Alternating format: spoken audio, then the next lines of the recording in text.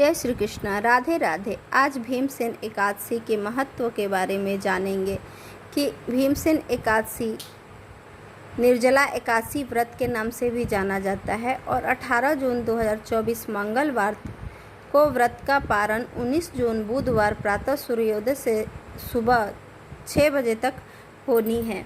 तो चलिए इसके महत्व के बारे में जानें। एकादशी का वैज्ञानिक महत्व है। एकादशी के विषय में शास्त्र कहते हैं, ना विवेक समो बंधु नकादश्या परम व्रत यानी, अर्थात विवेक के समान कोई बंधु नहीं और एकादशी से बढ़कर कोई व्रत नहीं।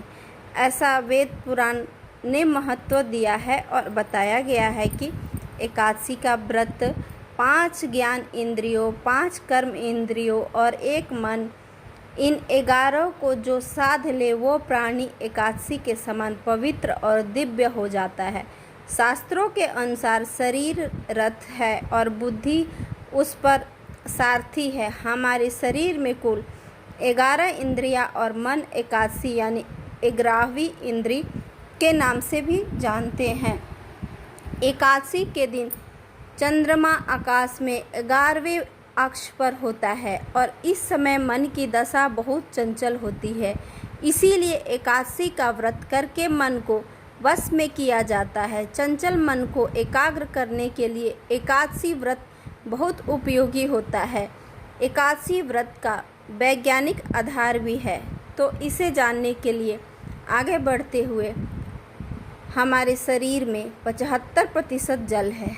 वैज्ञानिक दृष्टि से देखा जाए तो हमारा मस्तिष्क हमारे द्वारा ग्रहण किए हुए भोजन को समझने में 3 से 4 दिन लगाता है।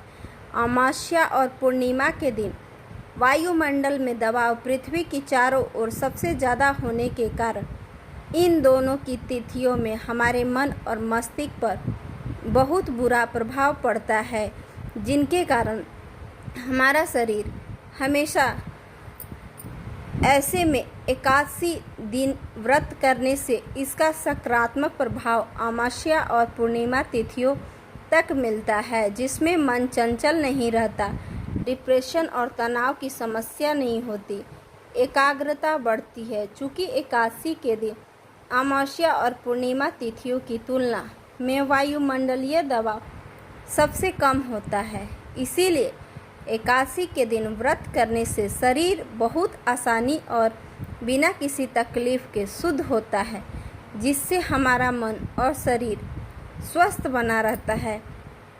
इसी कारण हम इसके फायदे को जान पाते हैं और इस व्रत को करने से हमें शक्ति मिलती है।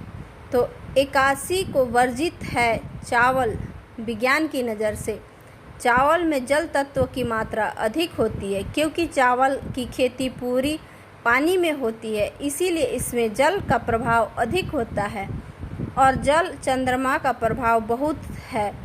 चावल खाने से शरीर में जल की मात्रा बढ़ती है, इससे मन विचलित और चंचल होता है। इसका कारण चंद्रमा का संबंध जल से होता है, तो जल और अपनी ओर आकर्षित करता है। एकादशी का व्रत रखने वाले व्यक्ति अगर चावल खाएं तो चंद्रमा की किरणों से उसके शरीर के संपूर्ण जलीय अंश को तरंगित करेगी। इसी कारण चावल खाने से वर्जित किया जाता है और कहा जाता है कि इस दिन चावल किसी को नहीं खानी चाहिए। परिणाम स्वरूप जिस एकाग्रता से उस व्रत के अन्य कर्म, स्तुति, पाठ, जप, श्रवण करने होंगे, सही तरह से नहीं कर पाए, मन के चंचल होने से व्रत के नियमों का पालन करने में बाधा आती है, इसलिए भी चावल खाना वर्जित किया जाता है। मन को एकाग्रचित करना ही एकादशी का मुख्य उद्देश्य है। इससे शास्त्र एवं धर्म ग्रंथों में जितने भी पूजा पाठ, अनुष्ठान, उपासना, व्रत, उपवास इत्यादि बताए गए हैं, उनका प्रथम एक ही उद्देश्य है, मन को एकाग्रचित करना।